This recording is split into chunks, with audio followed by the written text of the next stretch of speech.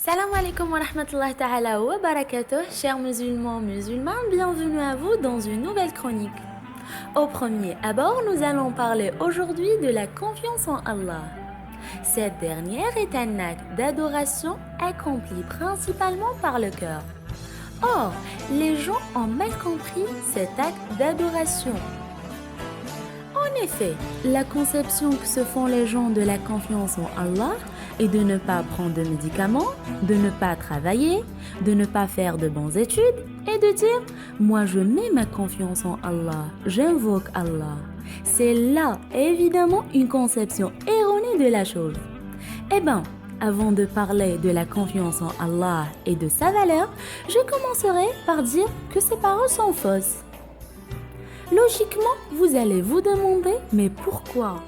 Alors, simplement parce que la confiance en Allah est un acte d'adoration qui concerne le cœur et qui n'a aucune relation avec les organes du corps. Mais que signifie cela?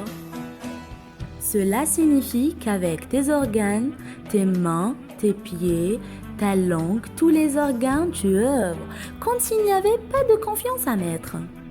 Les organes doivent œuvrer avec force. Le cœur doit œuvrer comme s'il n'y a pas d'organes. Le cœur doit être coupé des causes et relié à Allah seul. Alors que les organes, eux, dépendent des causes nuit et jour. Ainsi, l'être humain travaille, prend des médicaments, étudie, prend part aux examens, recherche ce qui lui est utile et veille à ses intérêts. De son côté, la jeune fille voulant se marier doit demander des informations précises sur celui qui veut se marier avec elle. Oui, c'est simple. Il ne lui sied pas de dire « Moi je mets ma confiance en Allah et je ne demande pas d'informations sur le prétendant qui veut demander ma main, car il paraît qu'il est pieux. Or, je mets ma confiance en Allah et il ne m'abandonnera pas. » Et là, tu te trompes ma sœur dans ton raisonnement et tu n'as rien compris à la confiance en Allah. De surcroît, la confiance en Allah est d'œuvrer avec les organes selon les causes naturelles et de se couper de ces causes avec le cœur. La confiance en Allah, At-Tawakkul, dérive du nom d'Allah, Al-Wakil, le garant. En effet, ce nom fait partie des plus beaux noms d'Allah. Cependant, que signifie Al-Wakil? Pour avoir cette réponse, essayons de vivre un peu avec Al-Wakil afin de savoir comment mettre sa confiance en Allah. Al-Wakil est celui duquel le mal ne provient jamais, mais de qui tout le bien provient. Je vais vous parler d'une chose vraiment étonnante qui vous fera comprendre le sens du mot Al-Wakil, le garant. En effet, il arrive que nous ayons des problèmes dans notre vie quotidienne et c'est le cas de tout le monde. C'est pourquoi notre société a tant besoin du nom d'Allah Al-Wakil et de la confiance en lui At-Tawakkul, en raison des multiples problèmes qu'elle vit aujourd'hui, comme le manque de ressources, la consommation de drogue par les jeunes, la désobéissance des jeunes à leurs parents et autres problèmes. En outre, il y a des jeunes qui voient la vie en noir devant eux après leur fin des études.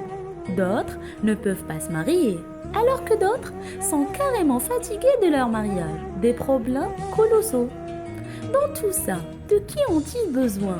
C'est simple, ils ont besoin de confiance en un garant, ils ont besoin de connaître le garant, de l'aimer, de se réfugier auprès de lui et mettre sa confiance en lui. C'est pour cela, mes frères, que lorsqu'Allah obstrue une voie à quelqu'un, il lui ouvre 7 ou 8 autres voies. En revanche, toi avec ton ignorance, tu oses dire « Mon Dieu, pourquoi m'as-tu obstrué cette voie ?»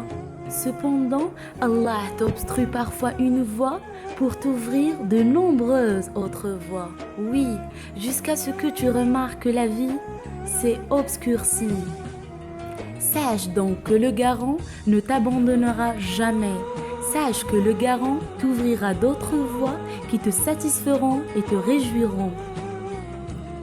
Je Je te donne un exemple subtil à ce sujet. Un exemple que tout le monde a déjà vu ou entendu. Médite donc sur l'embryon dans le ventre de sa mère. La nourriture lui arrive à travers le cordon ombilical. En venant à la vie, le bébé se met à pleurer. Pourquoi il pleure?